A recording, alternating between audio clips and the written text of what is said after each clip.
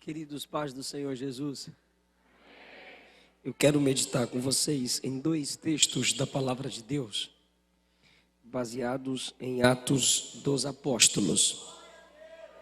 O primeiro está no capítulo 9.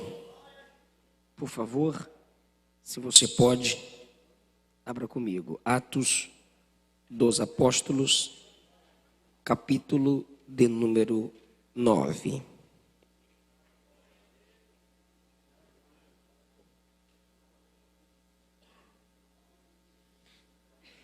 Depois leremos alguns versículos no capítulo 13. O capítulo 9,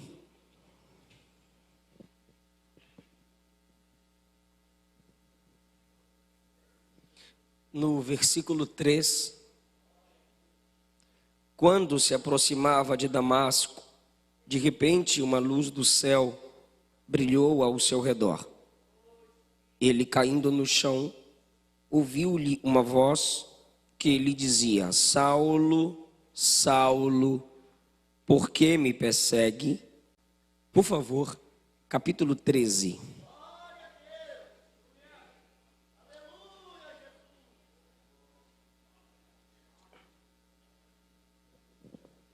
Versículo 2.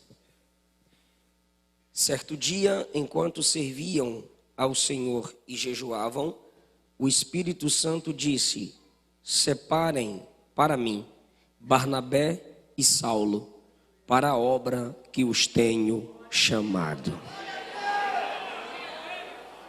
Por favor, muito obrigado, podeis assentar.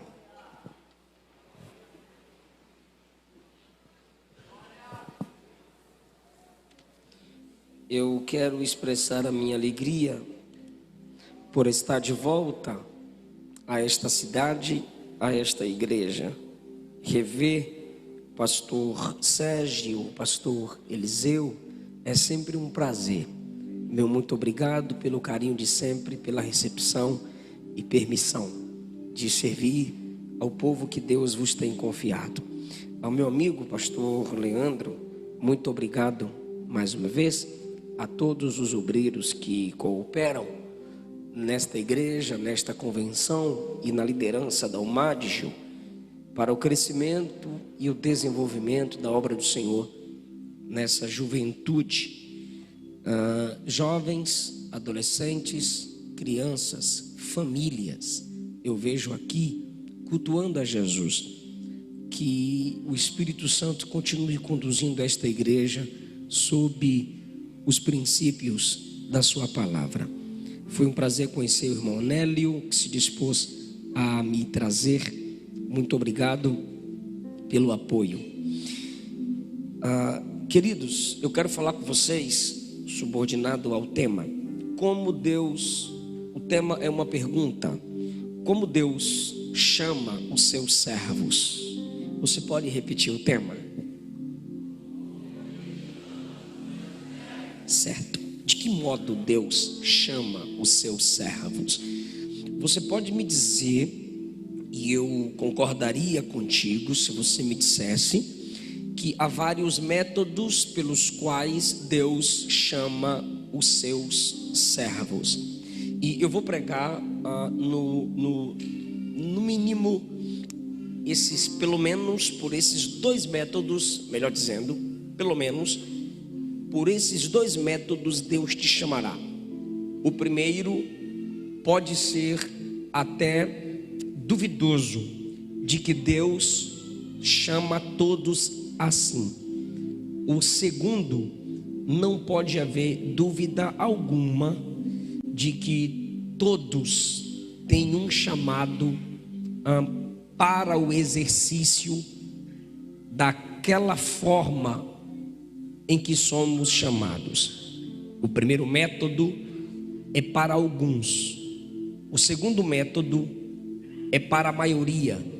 Tanto o primeiro método quanto o segundo método servem para o propósito do segundo método. Há vários meios pelos quais Deus chama os seus servos. Se a gente passar pelo Antigo Testamento ao Novo, eu anotei aqui na introdução para mostrar a vocês. A Abraão, Deus manifestou a glória. Atos 7:2, Gênesis 11-12, para que ele fosse chamado. Jacó foi chamado por meio de um sonho. Gênesis 28. Arão foi chamado pelo ministério de Moisés. Êxodo 4, Êxodo 28. Eliseu recebeu a confirmação do chamado pelo estender da capa de Elias sobre ele.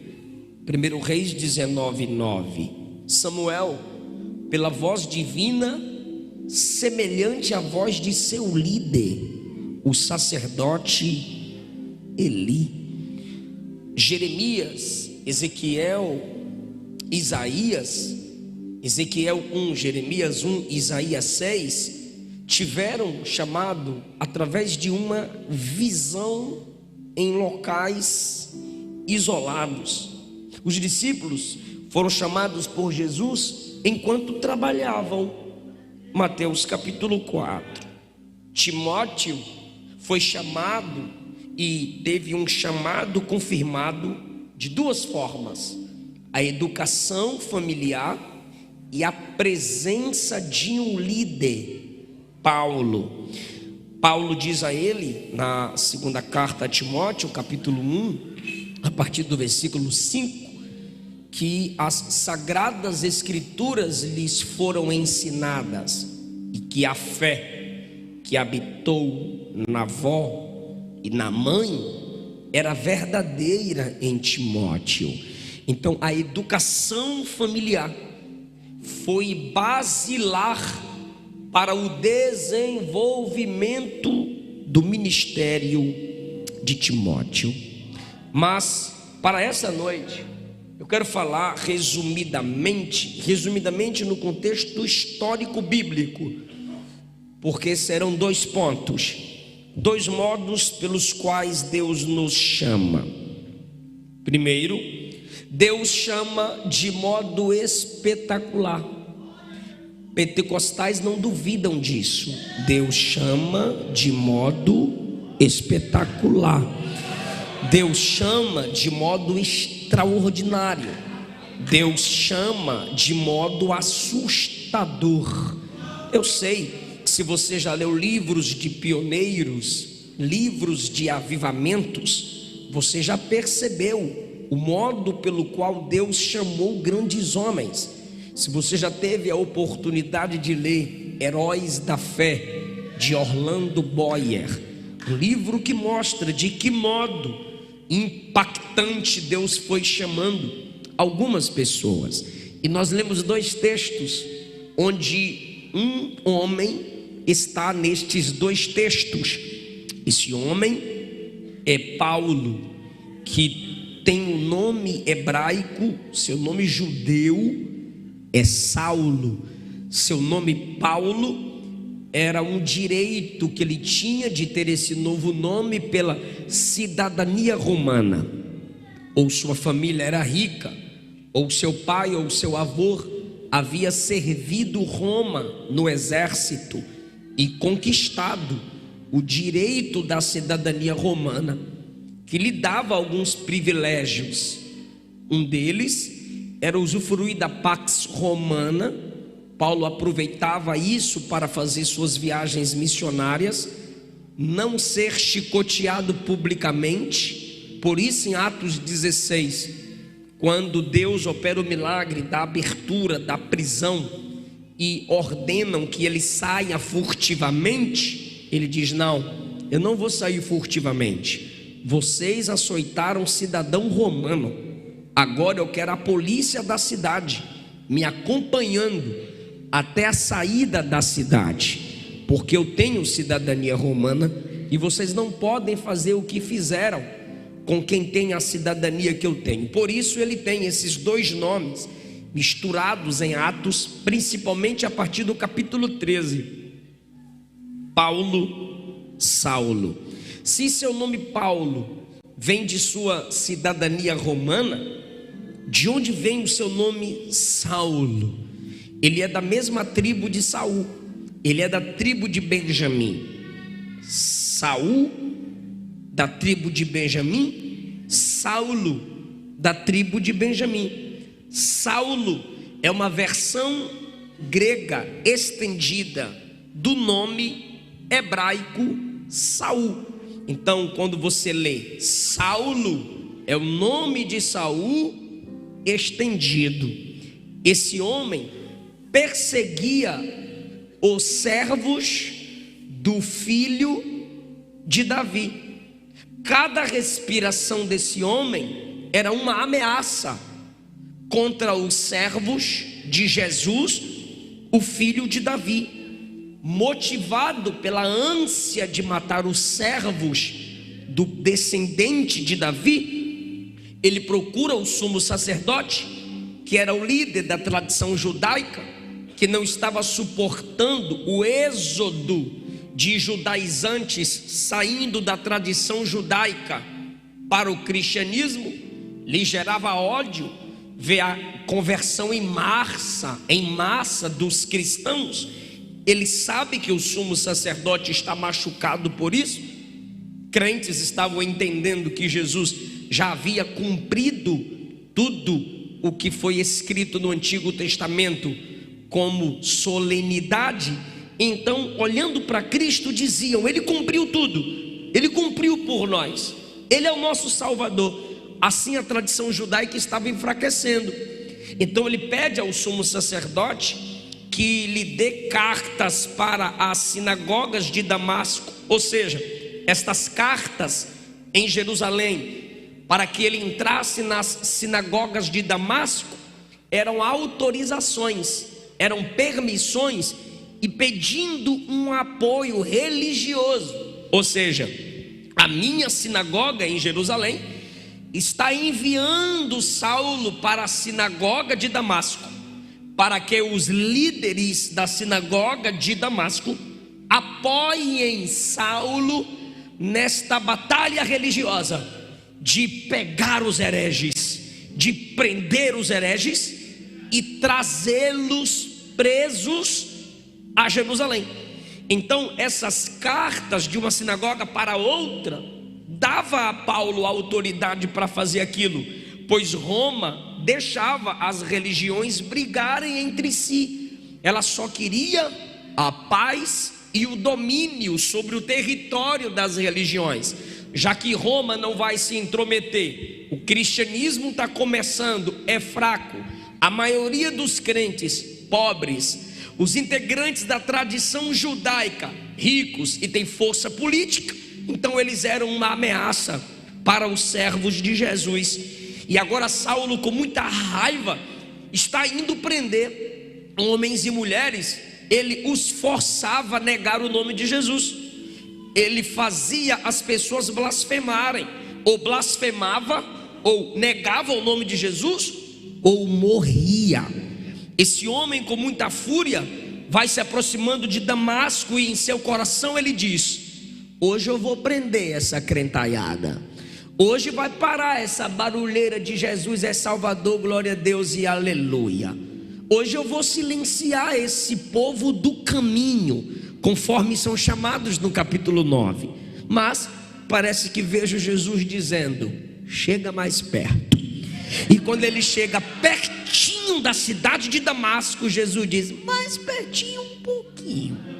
Quando ele chega bem na entrada da cidade, Jesus o cerca com uma luz gloriosa que vem do céu. Quando ele é cercado pela luz gloriosa que vem do céu, quando ele é cercado, ou seja, ele olha para um lado, ele olha para o outro, ele olha para um lado, ele olha para o outro, ele olha para o lado, ele percebe que não tem para onde ir. O impacto da luz que o cerca o joga no chão. Ele olha para cima, não tem como enxergar ou escapar, porque a luz está vindo de cima. Ele olha para os lados, ele não consegue ver nada nem ninguém, pois o brilho da glória ofusca a sua visão. Ele cai no chão. Sabe, esses crentezinhos Nutella? Jesus não derruba ninguém. Chegar no céu, tu conversa com Paulo. Quando ele está no chão, atordoado, pelo impacto da luz que o derrubou, ele ouviu a voz no chão: Saulo, Saulo, por que você está me perseguindo? No chão ele pergunta: quem és tu, Senhor? Jesus sabe quem é ele, porque Jesus o chama pelo nome 2 vezes, mas ele não sabe quem é Jesus. Quem és tu, Senhor? A resposta está dentro da pergunta. Qual foi a pergunta? Saulo, Saulo, por que me persegues? Aí ele pergunta: quem és tu, Senhor? Eu sou Jesus, a quem? Teve gente que não entendeu, eu vou explicar. O perseguidor no chão, o perseguido em cima. O perseguidor pergunta: quem é tu? Aí o perseguido diz: eu sou o perseguido,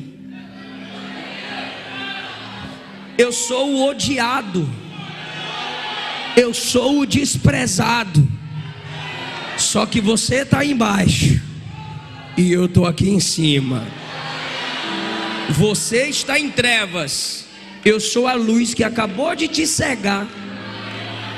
Você está caído, eu estou em pé, porque fui eu quem te derrubei. É isso que está na resposta: eu sou aquele que tu persegue.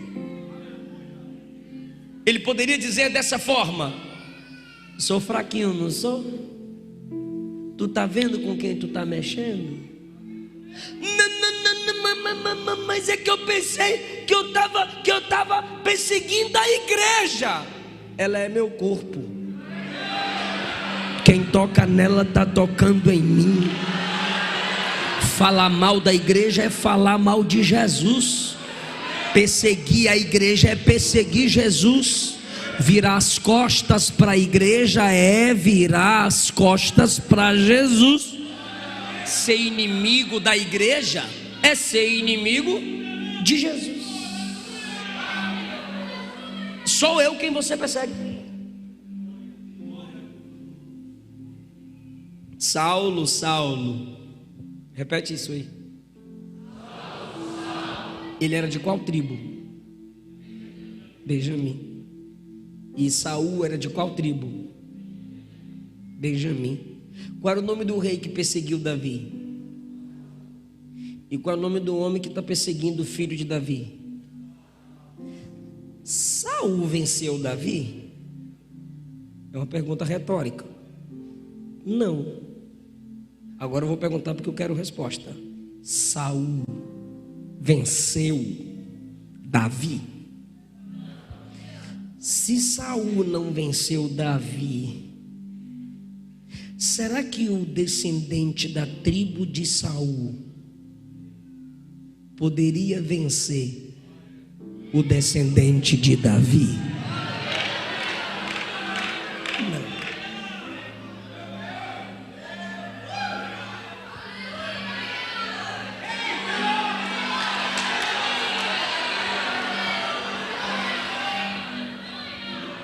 A resposta é positiva. Davi perdoou Saul? A resposta é positiva. Davi perdoou Saul? O filho de Davi também perdoou o descendente da mesma tribo de Saul. Eu sou Jesus a quem tu persegues. Prazer. Aí ele no chão. O que o Senhor quer que eu faça? Pode falar. O que o Senhor falar, eu vou fazer. Cego, caído, quebrado, cercado, como é que não faz? O que o Senhor quer que eu faça? Aí Jesus diz: não vou falar agora. Tu veio para entrar onde? Na cidade. Então entra. Entra na cidade e lá te será dito, versículo 6, o que eu quero que você faça. Eu não vou falar agora, você acabou de me chamar de Senhor, então eu falo quando eu quero, na hora que eu quiser. Entra, e lá te será dito o que convém fazer. E agora o valentão vai se levantar, não vai ver ninguém, cego. E o texto diz que ele vai entrar guiado pelas mãos dos homens que estavam com ele. Versículo 8. Entrou assim na cidade, humilde, bonitinho. Aí alguém chamado Judas o recebeu em casa. Come. Quero não. Segundo dia, come. Quero não. Terceiro dia, come. Quero não. Estou em jejum. 10. Havia em Damasco um discípulo chamado Ananias, discípulo que Saulo ia prender. O Senhor o chamou numa visão. Ananias, eis-me aqui, Senhor. Ananias, vai na rua direita. Ó, Jesus dando o endereço. Na casa de Judas. Se prepare, irmão. Tem um homem lá, que o nome dele é Saulo, apelidado Saulo de Tarso. Jesus dá um endereço, o nome do dono da casa, o nome de quem está na casa e o apelido de quem ele deve procurar que está na casa. Agora, olha o que Jesus diz agora: eis que ele está orando. 3 dias de crente, ele está orando. Eu só sei se você se converteu de verdade se você for uma pessoa de oração. Não, tu pode fazer o que for, falar o que for, se não é de oração, você não se converteu. Jesus falou para Ananias: eis que ele está orando. Agora 12. E numa visão ele te viu entrar e orar por ele. Então ele já tem dom de visão com 3 dias de crente. Ele tem 3 dias de crente e está orando. Ele está melhor que muitos crentes. Olha que legal. Jesus, antes que chama Ananias, mostra Ananias para Saulo. Aí Ananias diz: Senhor, quantos males esse homem tem feito ao seu povo? E Jesus calado: eu ouvi muitas coisas horríveis que ele vem fazendo em Jerusalém. E Jesus calado: aqui ele tem autorização dos principais sacerdotes para prender todos os que oram. E Jesus calado. Quando ele calou a boca, Jesus disse: acabou? Acabei. Vai, porque para mim ele é um vaso escolhido para mim. Como quem diz: não importa o que ele é para você, o que importa é o que ele é para mim. Você está falando do passado dele, mas eu o chamo hoje e escrevo uma nova história para a vida dele a partir de agora, Ananias. E aí, irmão, Ananias se levanta e vai. Aí Ananias se levanta e vai. Ananias vai. 17.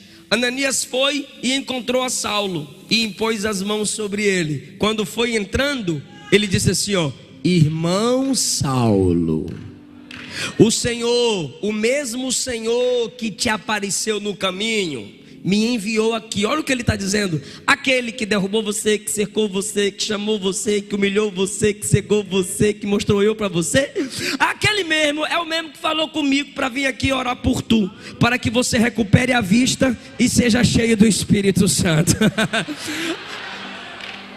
3 dias de crente, ele está jejuando, ele está orando, ele tem dom de visão e ele vai ser cheio do Espírito Santo. Esse homem teve um chamado extraordinário. Os discípulos demoraram 3 anos para aprender a jejuar. Os discípulos não jejuavam quando Jesus estava com eles. Os discípulos demoraram 3 anos para aprender a orar. Jesus orava a noite inteira, eles dormiam. Os discípulos demoraram 3 anos para serem cheios do Espírito Santo. Paulo, em 3 dias de crente, orou, foi cheio do Espírito Santo, jejuou, ainda teve dom de visão. Aí eu faço uma pergunta para quem está ligado na pregação, só quem me ouve diga amém.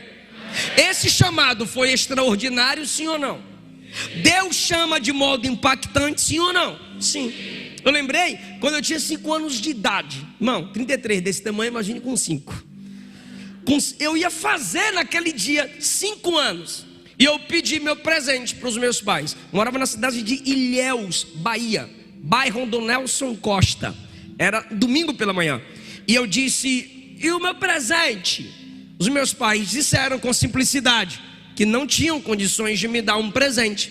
Mas a minha mãe me instruiu a ir à igreja a orar, porque já iria começar a escola dominical. E nós morávamos na rua da igreja. E estava passando um grupo de crentes na hora. E eu fui com o povo para a igreja. E eu fui para a igreja. Minha mãe chegou depois. E toda vez que minha mãe ia dar aula na classe das crianças, eu ficava do lado dela, como quem também estava ensinando as crianças. E ali na classe das crianças, eu me sentia um professorzinho. E aí, de repente, o pastor Antônio José pegou o sininho. Não sei se você é do tempo do sino. A igreja inteira olhou para o púlpito. E o pastor disse, Jesus quer batizar com o Espírito Santo aqui nessa manhã. A igreja inteira sentiu a presença de Jesus naquela manhã. E quando ele disse isso, que Jesus iria batizar naquela manhã, a minha mãe olhou para mim e eu entendi pelo olhar dela que era o momento de eu receber o meu presente.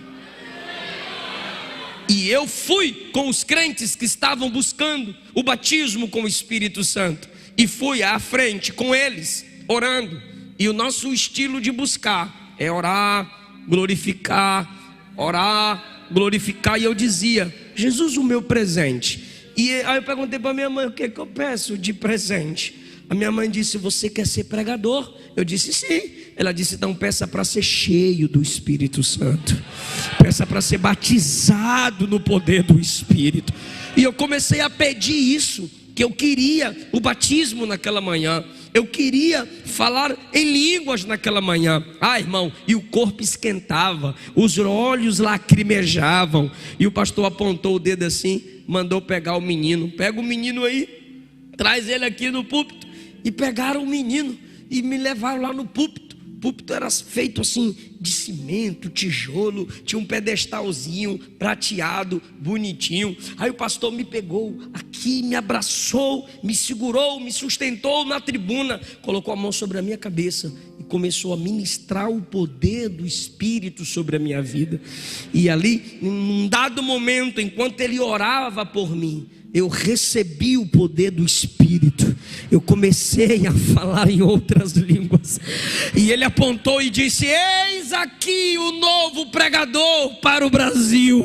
E pegou o microfone e direcionou nos meus lábios, irmão, todos os versículos que meu pai me ensinava. Eu comecei a falar de cor naquela manhã.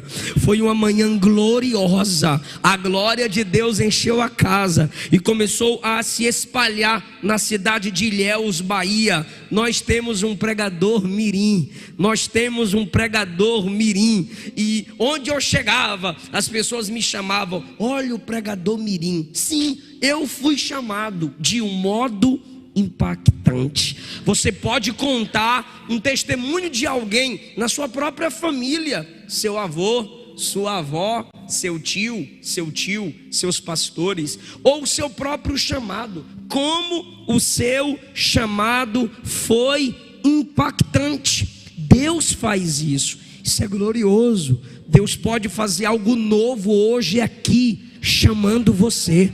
Deus pode fazer algo novo na madrugada, enquanto você estiver na cama, chamando você para algo extraordinário, de um modo extraordinário. 1 Crônicas 16:12 diz, lembrai-vos das maravilhas que ele fez. Ele faz maravilhas sem números. Só que é o seguinte, quando eu acabo de contar um testemunho desse, quem sabe está no seu coração aí, qual o desejo? Oh Deus, faz em mim também.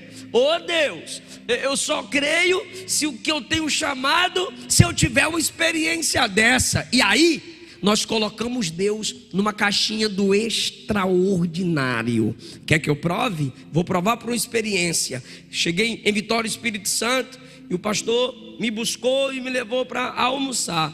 E aí nos assentamos e veio um rapaz para cortar a carne para a gente comer. E ele já veio olhando para minha cara. Falei, quando ele chegou perto, ele passou a faca e disse: eu estou te reconhecendo. Eu falei: eu sou o pastor Eliseu, corte. Aí ele cortou, olhou para mim e disse: eu assisto suas pregações. Aí eu estendi a mão e falei: paz do Senhor. Ele disse: não, eu sou desviado. Falei: cara, como é que tu assiste minhas mensagens e fala para mim que está desviado? Então corta essa carne em nome de Jesus. E ele continuou cortando a carne e não serviu. Quando acabamos o almoço, o pastor se levantou e eu fui seguindo o pastor até o caixa.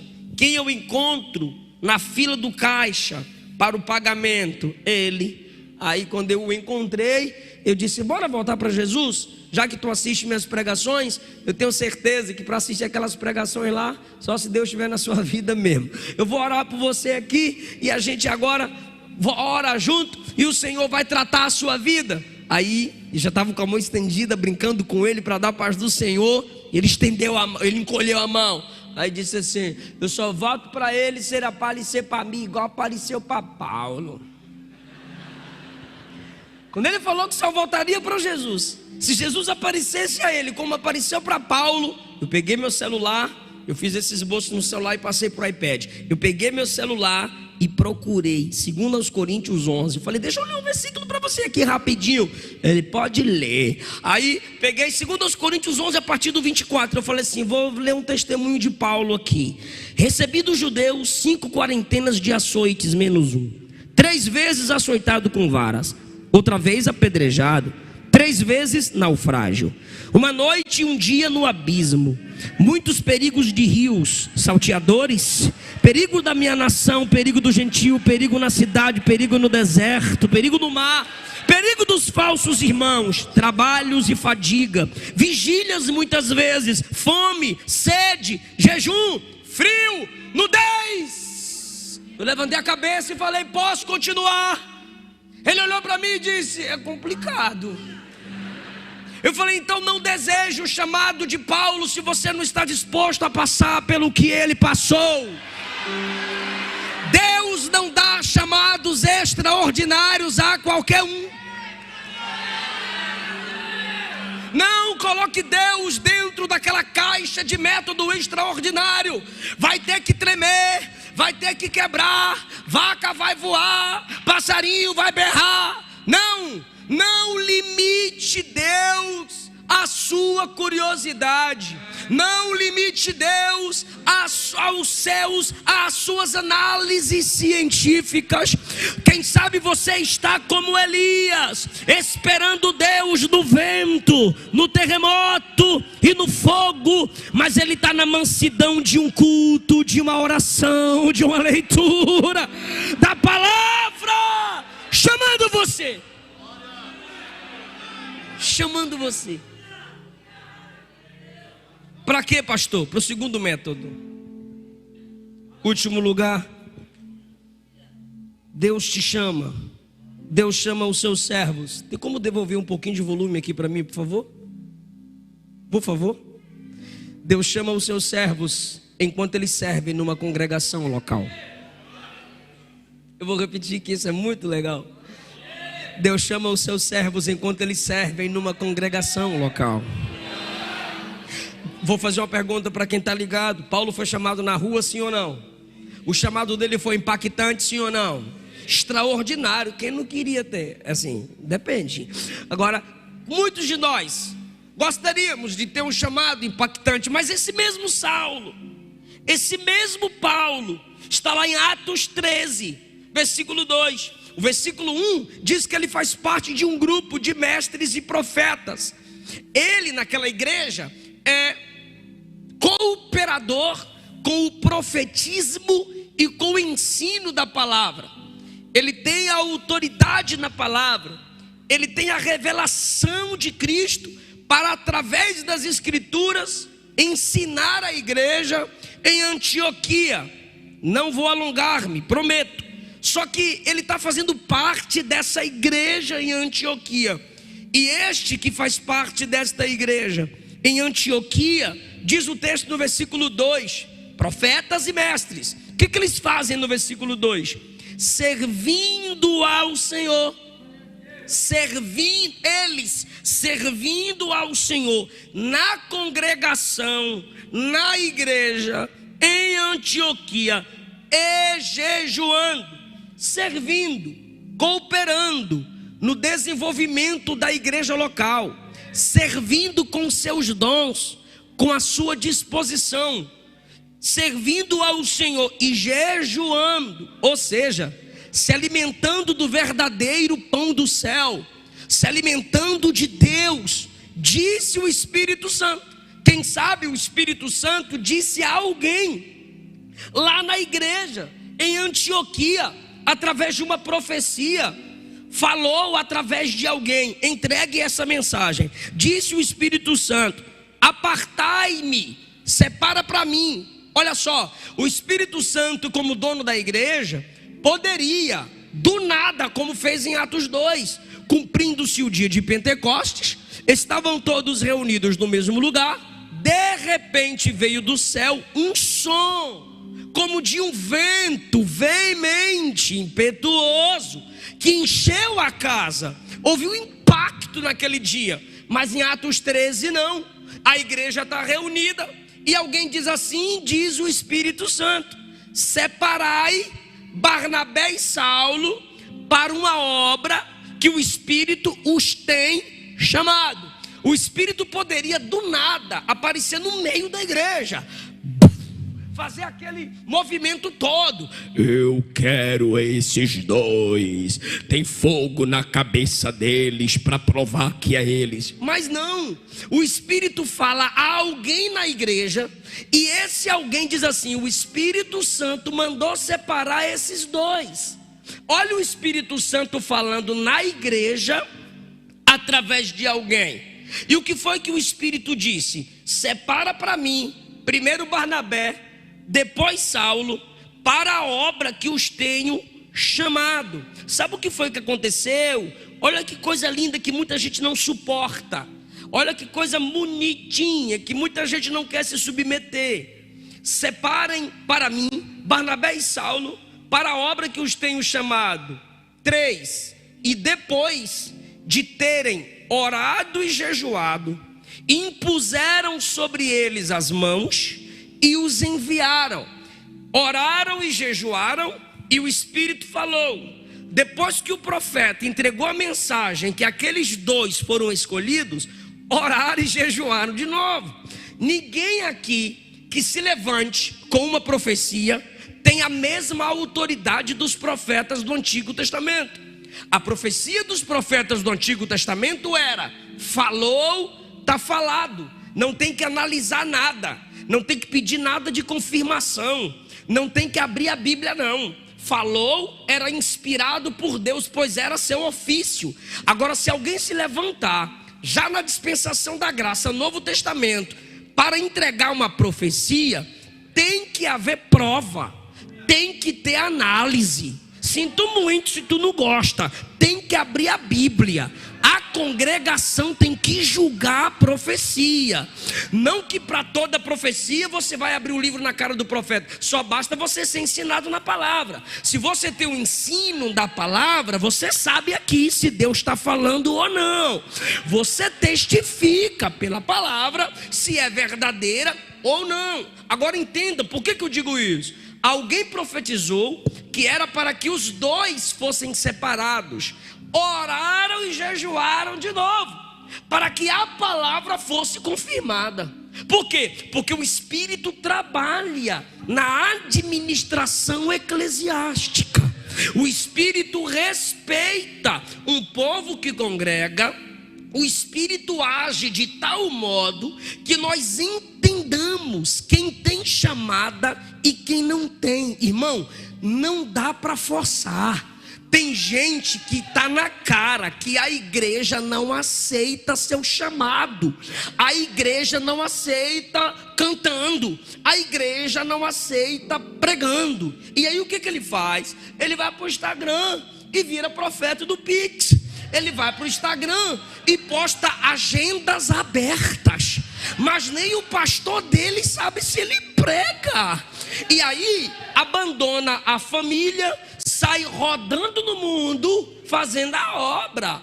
E onde chega pedindo oportunidade, se é numa igreja séria, o pastor pergunta: onde o irmão congrega? Eu sou das igrejas, onde me receber é minha igreja. É o capeta, irmão. Ele rodeia e passeia a terra. Ele não tem um referencial geográfico, ele não tem um pastor, ele não senta para escutar. E eu preciso falar algo sério para a geração que me escuta e me assiste. Eu fico acompanhando jovens e adolescentes pregadores, empolgados, obreiros, com quem posta 30 dias de agenda. Foca comigo, por favor. Se o cara ou ela prega, canta 30 dias, não tem tempo para estudar. Se não tem tempo para estudar, não vai ter conteúdo para alimentar a igreja. Se não tem conteúdo para alimentar a igreja, vai decorar 1, 2 mensagens e pregar o ano inteiro. Se prega mensagem decorada 1, 2 o ano inteiro, é profissional de púlpito. Então não está na tribuna para edificar a igreja, simplesmente para juntar oferta, ganhar like, fama, visualização. Segure-se 30 dias pregando, viajando, se não está fazendo a obra missionária, enviado pela igreja, mas na itinerância. Se está 30 dias pregando ou cantando, não ceia. Se não ceia, não tem comunhão com a igreja. Se não tem comunhão com a igreja, não pode se levantar para ser bênção para a igreja. É assim que Deus confirma chamados. Irmão, se você não serve sua igreja local, você não serve para servir em lugar nenhum. Cuidado com esse desejo de púlpito externo. John Wesley disse: minha paróquia é o mundo. Mas ele foi treinado em uma base familiar e em uma base congregacional. Sua igreja precisa te conhecer, sua igreja precisa conhecer sua voz, sua igreja precisa querer te ouvir. Você diz que o mundo ama te ouvir, mas na sua igreja ninguém suporta ouvir tu cantar. O mundo quer te ouvir pregar, mas na igreja tu não prega nada. Na internet você faz aqueles textão do Google copia-cola, mas na sua igreja o povo diz: de onde vem essa sabedoria que aqui na igreja a gente não vê? Na escola dominical a gente não vê, no ciclo de oração a gente não vê. Irmão, Deus confirma chamados enquanto nós servimos, cultuamos em nossa igreja local. Agora, quem é esse Saulo que está sendo despertado e chamado pelo Espírito em Atos 13? É o mesmo do Atos 9. O que foi chamado extraordinariamente em Atos 9 de modo esplendoroso, agora para a obra missionária, para servir a igreja, está sendo chamado dentro da igreja. Não é na rua de modo esplendoroso, é enquanto está servindo a igreja. Olha só, mas esse testemunho a gente volta para a Bíblia. Depois da Bahia, eu fui pregar em Brasília, congresso de crianças, 12 anos de idade. O irmão Erasmo e a irmã Glória me chamaram, eu, minha mãe, para jantarmos na casa deles. E ali eles fizeram um bolinho para mim. Era meu aniversário de novo, tem uns mistérios aí. Aí bateram parabéns, que coisa bonitinha, legal. E aí perguntaram: qual presente você quer? Eu disse: eu quero morar em Brasília. Eu tinha 12 anos de idade, eu não gostava da Bahia, da rua que eu morava. Eu chego em Brasília, tudo bonito, tudo chique. Falei: eu quero morar em Brasília. O coração da minha mãe tremeu, porque uma noite antes, enquanto ela orava, Deus disse a ela que eu moraria em Brasília. Mas ela, calada, ficou o dia inteiro. E quando me perguntaram que presente eu queria, eu falei: eu queria morar em Brasília. Isso é lá pedir de presente, mas era a direção de Deus. Minha mãe chorou eu percebi que eu estraguei o aniversário, eu fiquei com vergonha. Depois, o irmão Erasmo e a irmã Glória, que moram no mesmo bairro ainda hoje, Samambaia, Distrito Federal, quadra 320, conversaram com a minha mãe. Por que a irmã está chorando? E minha mãe começou a contar. E eles sentiram, testificar no espírito, que era para eu ficar com eles. Meu nome da minha mãe é Deza. Olha, irmã Deza, ele pode ficar aqui com a gente à vontade. A gente liga todo dia se a senhora quiser. A gente põe ele na escola, a gente cuida dele. Minha mãe disse, infelizmente eu vou ter que deixar. E eu fiquei feliz, eu pulei e tal, aquela coisa toda. Eu subi as escadas, desci as escadas pelo corrimão, assim, eu escorregando, comemorando, porque eu sentia vontade de ficar ali. 12 anos de idade.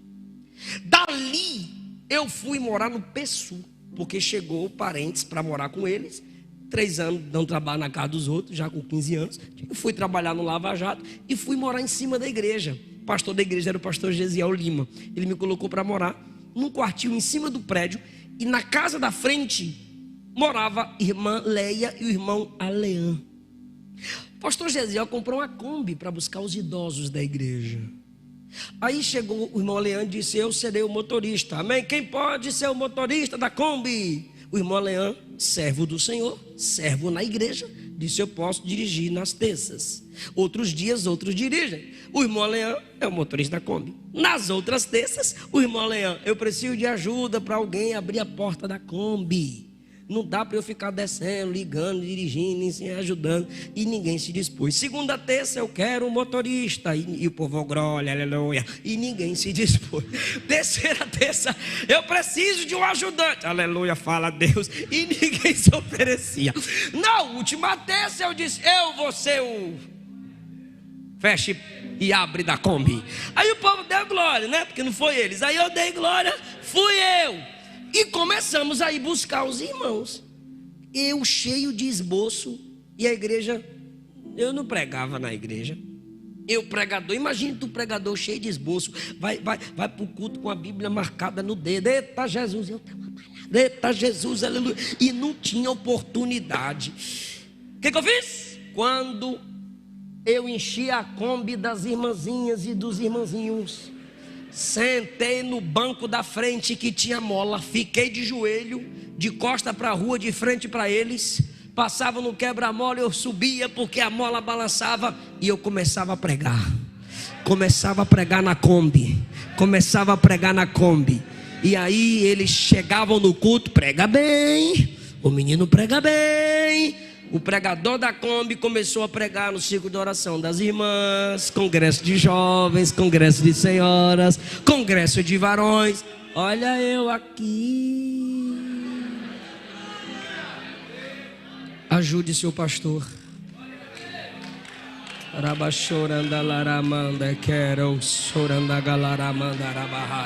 Ajude a sua igreja local. Você fica olhando para outras igrejas e comparando com a sua, porque lá já está pronta e a tua está precisando você fazer alguma coisa e você não faz nada. A maioria de nós está na igreja olhando os problemas dela, mas não faz nada para solucionar. Eu sempre digo isso, não adianta criticar. Se você está na igreja só para ver os problemas dela, você é o pior problema nela. Se Deus te permitiu ver alguma falta na igreja, é porque em você tem capacidade para suprir aquela falta. Fala comigo, Deus confirma meu chamado pela voz da igreja. É a voz dele que te chama, mas é a voz da igreja que confirma. Eu vou repetir, é a voz dele que te chama, mas é a voz da igreja que te confirma. Vou provar na Bíblia. Josué, capítulo 1. Deus apareceu a Josué, eu encerro agora, e disse: Moisés é morto, leve o meu povo a entrar na terra prometida. Mas não desanime, não te desanime, não te desanime. 3 vezes Deus disse a ele no secreto: não te desanime. Ele foi do lado de fora conversar com o povo. Meu povo, Moisés morreu e Deus me mandou conduzi-los até a terra prometida. Fica ligado, 3 vezes Deus disse: não desanime. Deus me mandou conduzi-los até a terra prometida. Ele teve que despedir 2 tribos que deveriam voltar. Depois que ele despede 2 tribos que deveriam voltar, o povo se levantou, olhou para ele e disse: não te desanima, apenas esforça-te. Se Deus for contigo, como foi com Moisés, a gente também não te deixa. A mesma palavra que Deus disse a ele, o povo disse: não te desanime. Eu vou dar mais uma prova.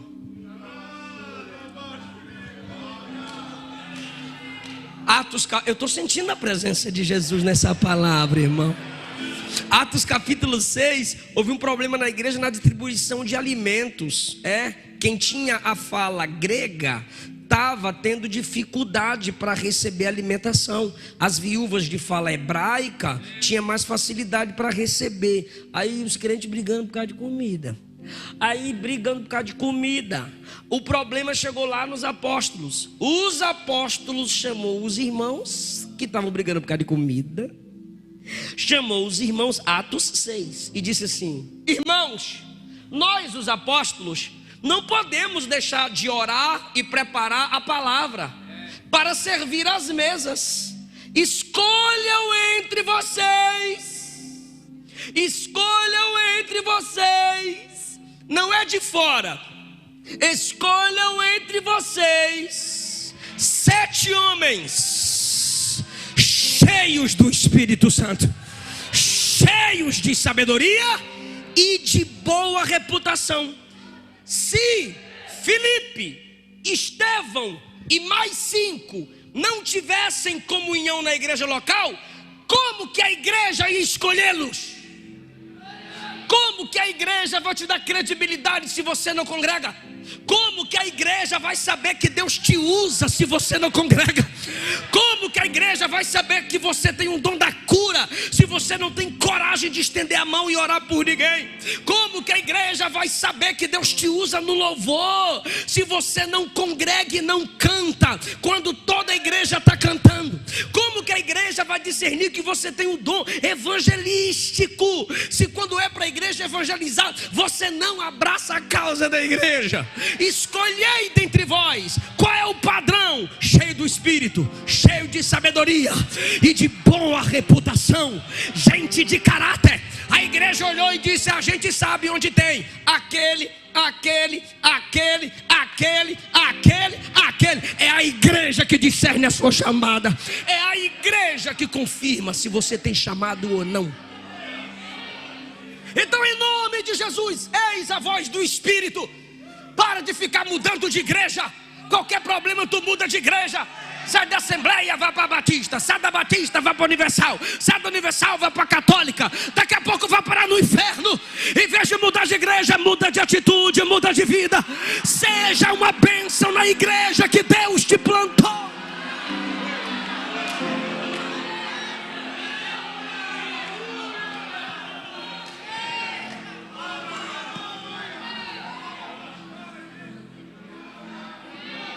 Na chamada para a salvação foi Jesus quem buscou Paulo.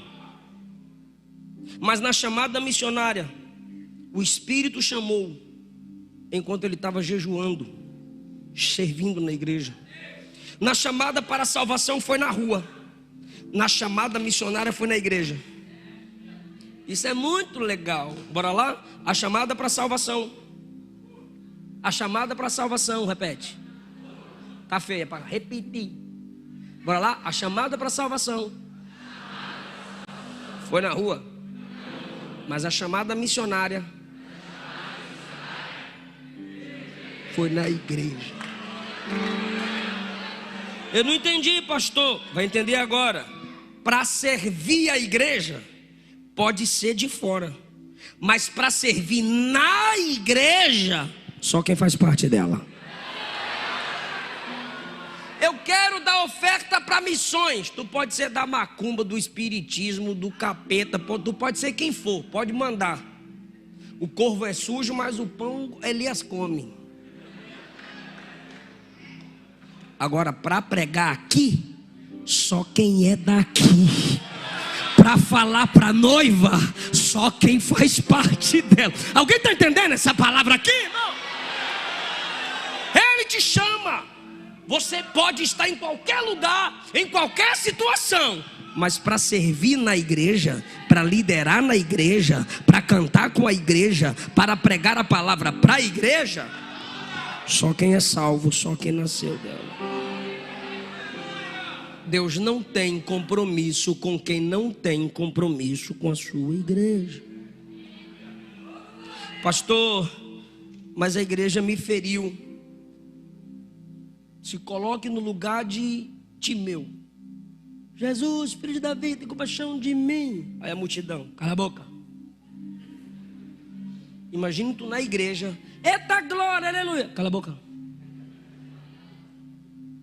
Por que o povo está mandando ele calar a boca? Porque Jesus andava pregando. E a multidão queria ouvir a pregação de Jesus. E ele gritando, Jesus, Jesus. Está atrapalhando a pregação. Cala a boca, eu quero ouvir a mensagem, irmão. Eu quero ouvir a mensagem, vaso. Só que aí ele pirraçava, ele gritava mais alto.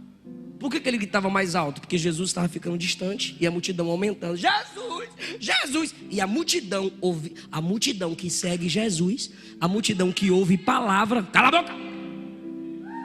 Mas vocês não seguem Jesus? Jesus, né, tu? Cala a boca. E a multidão vai passando. Cala a boca. A multidão, igual nós, segue Jesus e ouve a palavra. Cala a boca. Aí o último, cala a boca. Aí Jesus olha e diz assim: traz ele.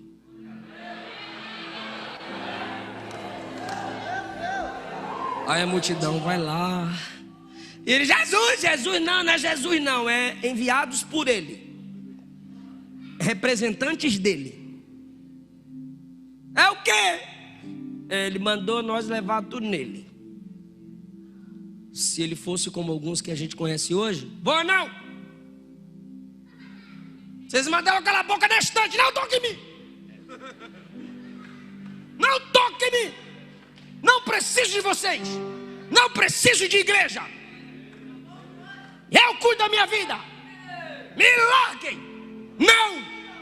A mesma igreja que mandou se calar voltou e disse: ele está te chamando. Ele, ok, obrigado, me leva lá então. Quem mandou eu me calar é quem está me levando até Jesus para eu ser sarado. Não sei onde você se feriu, mas uma coisa eu sei: se na igreja você foi ferida, se na igreja você foi ferido, é aqui que você vai ser sarado. A resposta é Jerusalém, ok? Ok? Onde Jesus foi desprezado, onde Jesus foi preso, onde Jesus foi cuspido, onde Jesus foi esbofeteado, onde os discípulos foram ameaçados, onde fizeram planos para matar Jesus e os discípulos.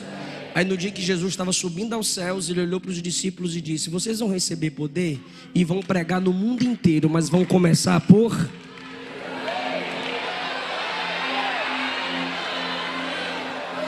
Você vai sarar a terra que te